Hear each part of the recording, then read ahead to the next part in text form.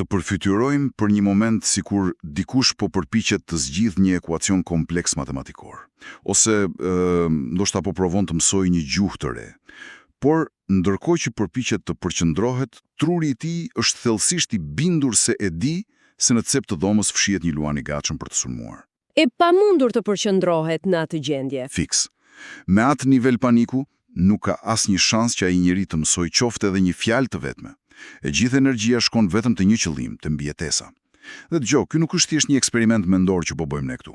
Ky është realiteti i përditshëm i panumërt fëmijëve që rriten pa kujdesin dhe stabilitetin e një familje. Është një gjendje e vazhdueshme stresi akut, po. Prandaj, mirë se vini në këtë analizë të thelluar, ku sot kemi një mision shumë specifik dhe emocionues.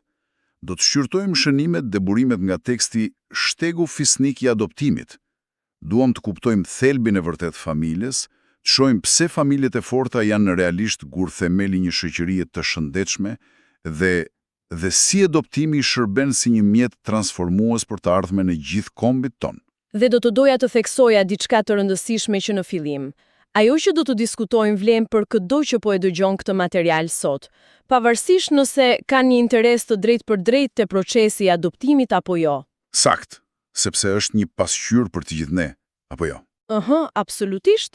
Tregon qartë se si mjediset e qëndrueshme shtëpiake përmirësojnë thellësisht rezultatet afatgjata sociale dhe ekonomike, sepse shpeshherë adoptimi trajtohet si një procedurë burokratike e ftohtë, një dosje me vula, domethënë. Por ajo që më intrigon këtu është se si burimet tona kërkojnë që ne ta heqim atë lente burokratike, e trajtojnë si një akt të thellë njerëzor që krijon një shans për jetë të plot aty ku mungon. Në rregull, atëherë le ta zbërthejmë këtë pak më gjerë. Para se të kuptojmë ndikimin e madh në shoqëri, mendoj se duhet nisim pikërisht nga ai shembulli që dham në fillim, nga ai fëmia në dhomën me luanin imagjinar. Tamam, të nisim nga vetë fëmia. Domethënë nga nevoja për një mjedis të qëndrueshëm, sepse fëmijët pa kujdes prindëror përballen me sfida masive, emocionale dhe zhvillimore. Sfida që lën pasoja të thella.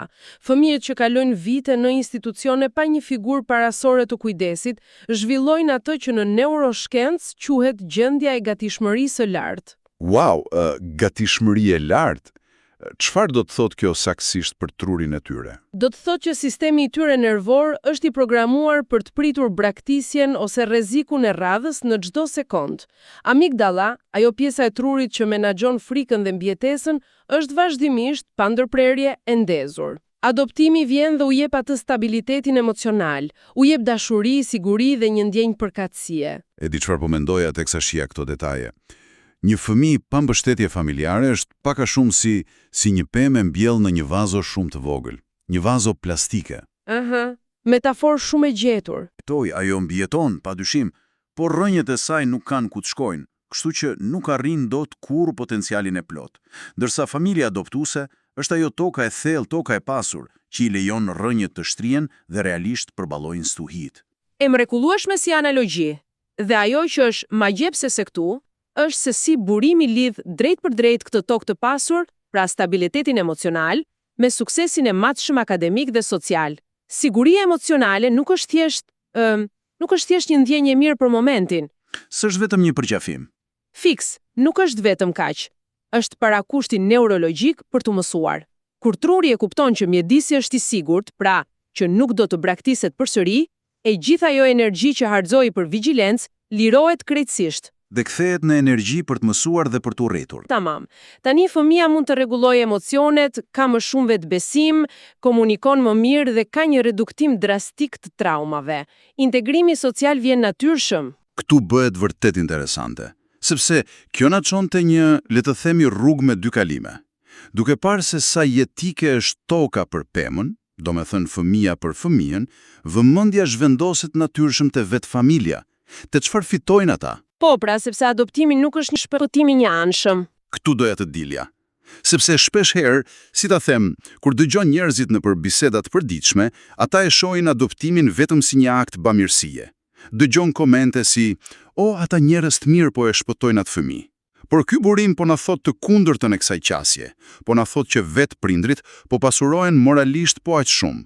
A ndryshon kjo plotësisht mënyrën se si duhet ta kornizojmë këtë bisedë? Absolutisht që e ndryshon, është një transformim i ndërsjell, i jashtëzakonshëm madje.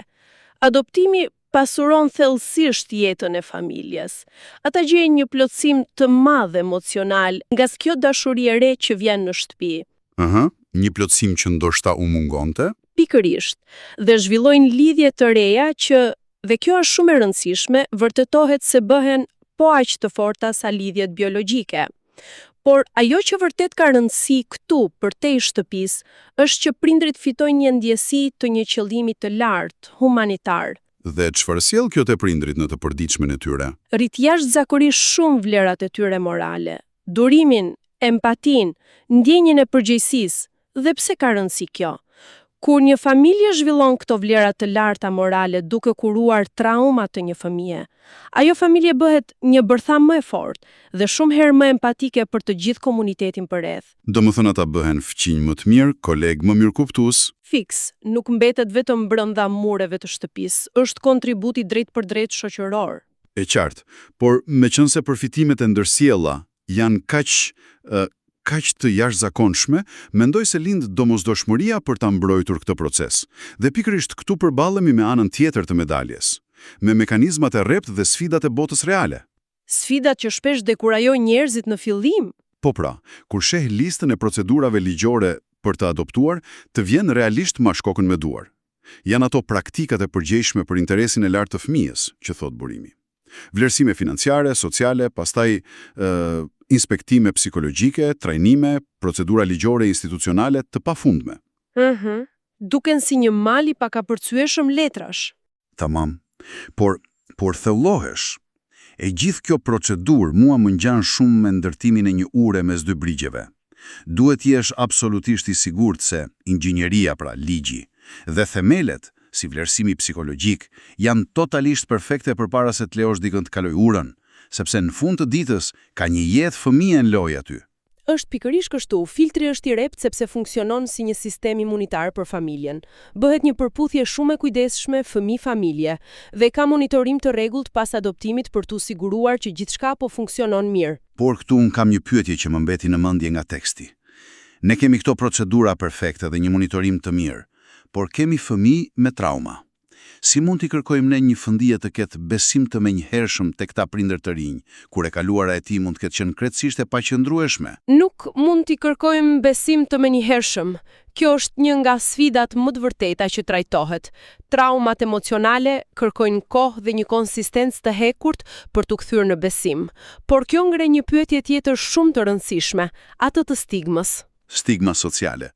Diçka që më shqetësoi shumë kur e lexova.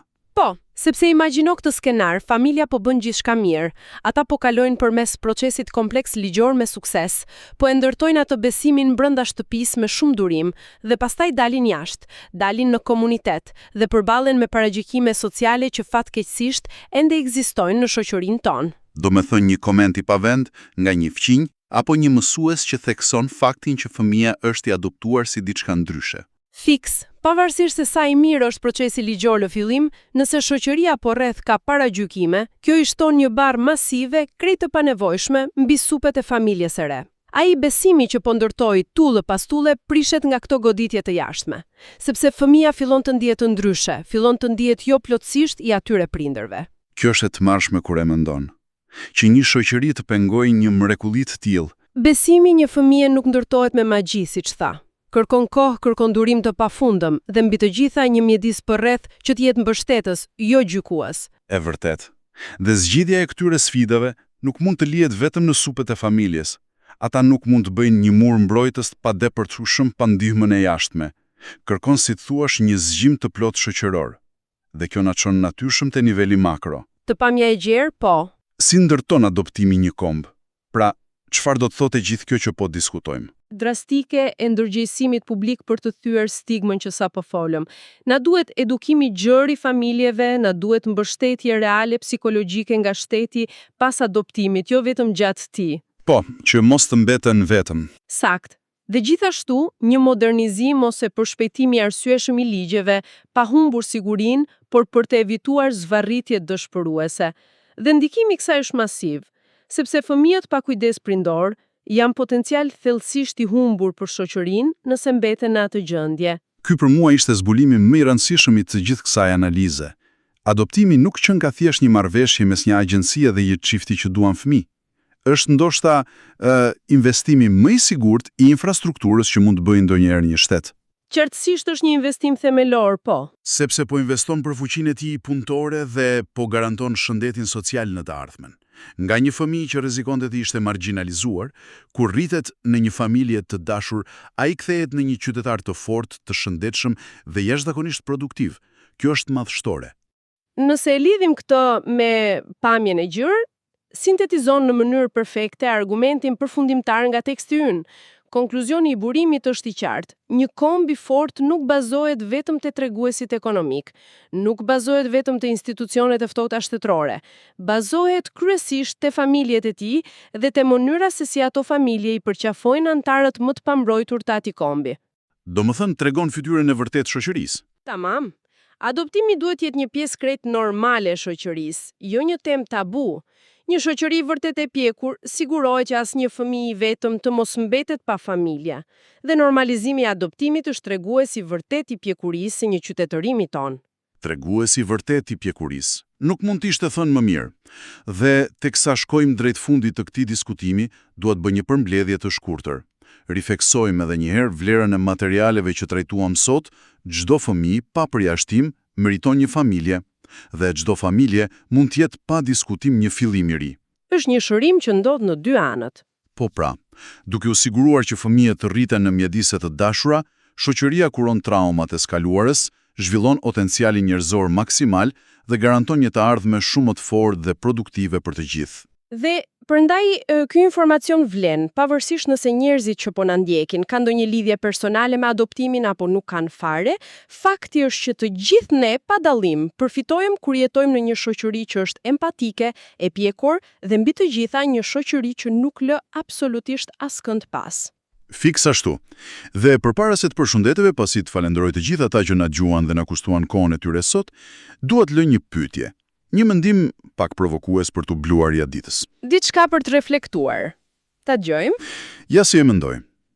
Nëse adoptimi na vërteton kaq qartë me fakte se dashuria, stabiliteti dhe kujdesi strukturojnë qytetarë shumë herë më të mirë se sa thjesht lidhjet biologjike, si mund ta ndryshojë kjo mënyrën se si ne perceptojmë idenë e komunitetit në jetën tonë përditshme? Pyetje shumë e thellë. Sepse jetojmë në një botë moderne, shpesh shumë të izoluar nga njëri tjetri. A mundemi ne të fillojmë të adoptojmë, si thuash, një mentalitet kujdesi edhe për fëmijët tanë? Për kolegët tanë, a mundemi të krijojmë atë rrjetin e sigurisë dhe atë tokën e thellë kudo ku jemi, jo vetëm brenda mureve të shtëpisë sonë? Diçka për të menduar vërtet. Një sfidë e bukur për çdo nga ne. Deri në analizën tonë të radhës, ju uroj një ditë të mbar. Të dëgjojmë së shpejti.